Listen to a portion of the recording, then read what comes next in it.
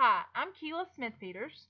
And I'm Rena Poteet, and we are going to talk to you about various strategies to use with English language learners to preview text at each stage of language acquisition using the natural approach. Previewing is a highly effective educational strategy that is used to familiarize students with new content. It is used by teachers at every grade level for any age and any content area. It is particularly beneficial for primary grade students and English language learners. As stated by author McGregor, for young students, the capacity to activate prior knowledge and to make predictions about a text both provide a significant path towards developing critical thinking skills. Such activation is important for both native and non-native English students, but it is particularly critical for culturally and linguistically diverse students who may struggle with new and unfamiliar vocabulary. Dr. Stephen Krashen and Dr. Tracy Terrell are two of the leading researchers who coined the term the natural approach. The belief is that the natural approach is that all students go through a natural order of language acquisition, and the natural approach is designed for beginners and is designed to help them become intermediates. So all the previewing strategies you're going to see are still for beginning English language learners. The four stages are pre-production, early production, speech emergence, and intermediate fluency. To demonstrate the four stages of language acquisition, we chose the book The Snowy Day by author Ezra Jack Keats. There are several vocabulary words in the story that would be beneficial to preview for students. However, you do not want to overwhelm them by choosing too many words. The words we chose are snow, sank, snowman, packed, dream, and empty. Stage 1 of the natural approach is the pre-production stage. For most ELLs at this level, it is very important for them to have time to listen and absorb the language before they are required to speak it. During this stage, you want your students to stay focused on communication and social interaction as they are developing their basic interpersonal communication skills. They will have little to no English exposure. They will have a very limited vocabulary with little to no speech. A great strategy, such as the one you're going to see in the following video, is the total physical response. Alrighty, so this activity is the first activity that you're probably going to want to do with your very beginning English language learners. It's the pre-production stage. An activity you're going to see is the very popular total physical response. And this strategy works not only for ESL, but any primary age student because they're very kinesthetic and they love to move and it helps them to remember and to make meaning of what they're doing. So this is not only a great strategy for ESL students, but any primary age student. What we're going to do with the total physical response is we're going to preview vocabulary for a very popular story, The Snowy Day. There are a lot of, we had a hard time picking different vocabulary words from this story, but we chose some, and we're going to take a look at them and do some total physical response with them. Alright, so the first vocabulary word up is going to be dream. So what you would do is you would show the word to your students, and you want to make sure that you're not giving too much speech during this stage. You don't want to overwhelm them because their understanding is very limited at this point, and you're just going to cause confusion. So you would show the word, say the word, dream, and then put the movement with the word, dream, dream. And you could repeat that several times with your students until they were feeling comfortable with it. Maybe one more time, dream. All right, the next word up is going to be snow, snow. And again, you would say snow, snow, snow. The next word, snowman, snowman, snowman, snowman. Packed, packed, packed, packed. Empty, empty, empty, empty. Sank, sank, sank, sank.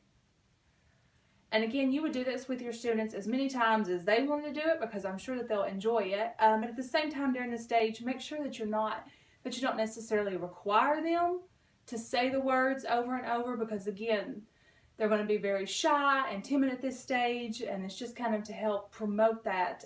So just kind of do it over and over, and do it before you read the story as a previewing strategy. You can do it after you read the story when students are more comfortable with the words, as a great review, and that is total physical response. The second stage is the early production stage. Because students develop expressive skills in English at the early production stage, they can communicate in a simple manner. Some characteristics you might see of your students during this stage was that they will be focused on simple, straightforward communication. They will have had up to a year of English exposure. They will have approximately 1,000-word vocabulary, and when they speak, they will speak in 1 to 2 word responses. A great strategy for this stage is match and 1-word responses when previewing vocabulary. You'll see this strategy in the following video clip. This stage is the second stage of language acquisition, the early production stage. And for this activity, we're going to do a match and a 1-word response. This kind of builds on top of that first stage. Here, you're going to require students to maybe give you 1 to 2 word responses. And again, we're doing the snowy day, and we have the same vocabulary from the prior activity, but we're going to do a little bit different with it. We've got picture cards, and so the first thing I would do is to call students over and give them, 30 to 60 seconds to just kind of look at the pictures and to go ahead and make any assessments or thoughts that they have about the picture to themselves. And then after that, you could even go ahead and let them work with the person beside of them, and they could just kind of look at the pictures and talk about, what they see, or if they are familiar with any of those things, or if anything they see is something that they've experienced before, and kind of activate that prior knowledge. And so after you've done that, you'll go ahead and again, you'll pull up your words, and you'll make sure to show the students.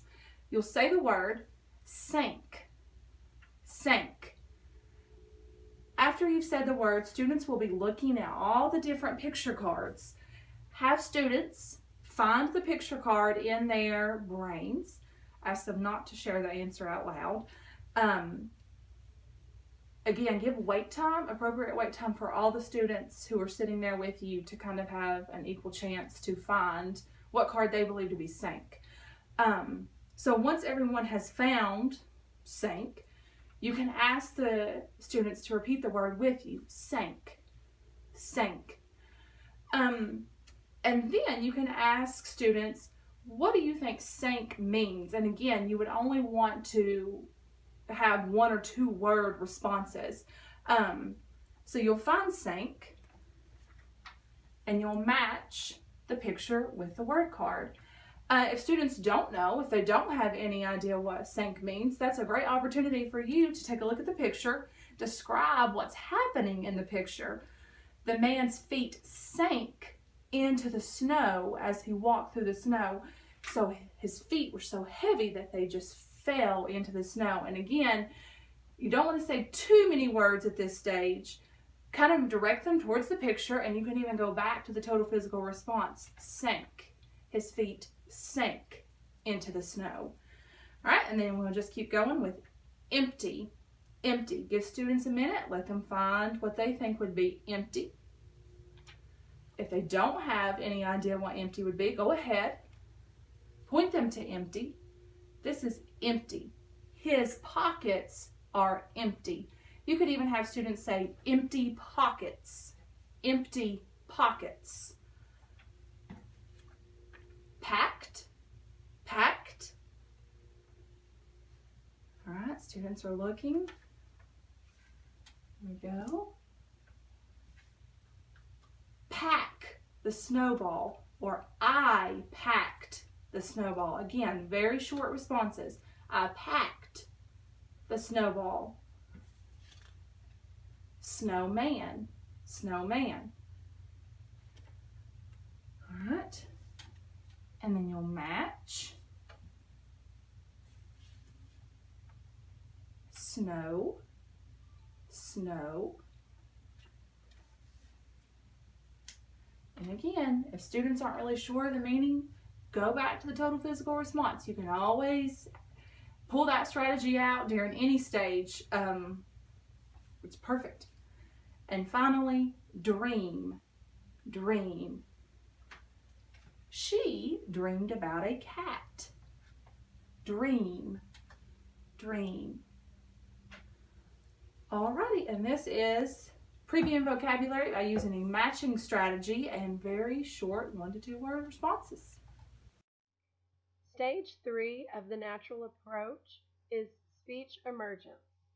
Because they can understand a great deal and can express themselves fairly effectively, albeit with grammatical simplicity and developmental errors, ELLs at the speech emergent stage can participate in a variety of teaching strategies. Characteristics of students in this stage will be a rapid increase in proficiency. They will have up to a few years of English exposure, with approximately 7,000 words in the English vocabulary, and the responses will now be more detailed. A strategy that works well with students in this stage is a book walk. This is a previewing strategy for students in the third stage of language acquisition, the speech emergent stage, and the strategy is called a book walk.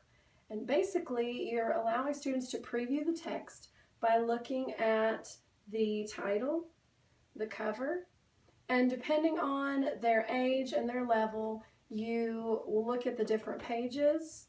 The pictures, you can also pick out vocabulary words if there are specific words you want to highlight.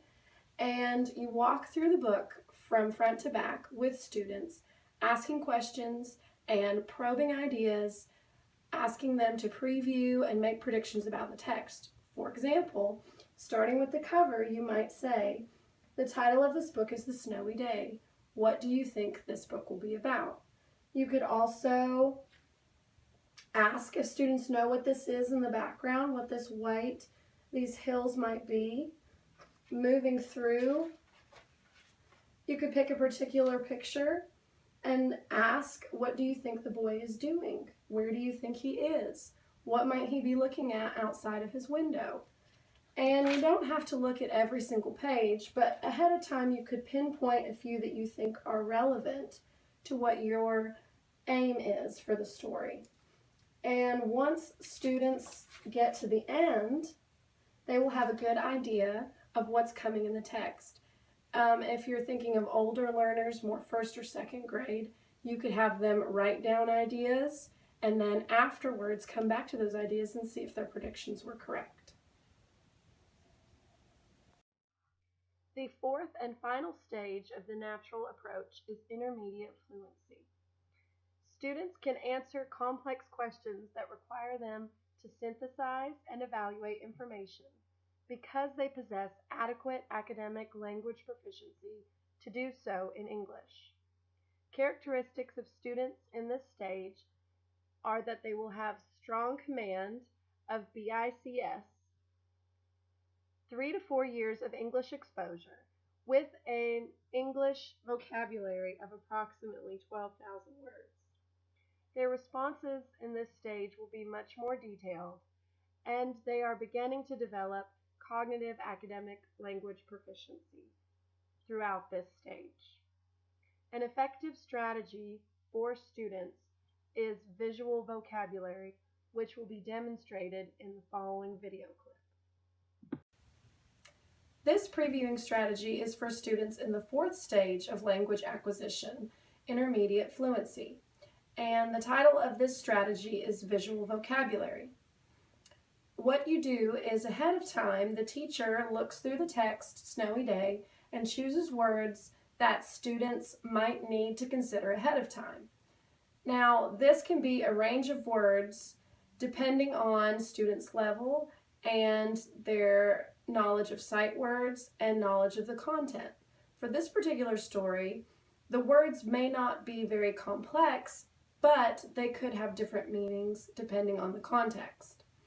I would start the activity by showing them one of the words, snow, and modeling to them how I want them to do the activity. I will be dividing students into groups of 2 to 3 and giving them cards with words from the story. 2 to 3 or 4 to 5, it's up to you, the number of cards that you want to give each group. Once the students look at their words, they'll flip it over and illustrate what they think it means. So in modeling, I will show them the word snow on my card and on the back where I have drawn snowflakes because this is what I think of when I hear the word snow. So once students get their cards, they will do the same thing, discussing together what they think each word means. One example of a word from the story that I chose is packed. Now this may seem like a very simple word, but depending on the context, it could have different meanings. For example, one group of students may think packed as packing a suitcase or I packed for a trip. Another group might think of packed as packing the car or packing the trunk. In the story, neither of these definitions would be correct because he's talking about packing snow in a snowball. So, getting different responses from students when we come together as a class will give opportunity to discuss the importance of context of the story. Some additional examples are the word sank, and I drew a ship sinking, but again, there are no ships in the story, so this is going to be a little bit different than what the context of the story includes. And once the students have drawn their pictures, we will come together again as a class and discuss their drawings and how they might relate to the snowy day before reading the text. This way, when they come across these words in the text, they will know what to expect, they will know what they mean, and they will know how to use the words in context to understand the meaning of the story.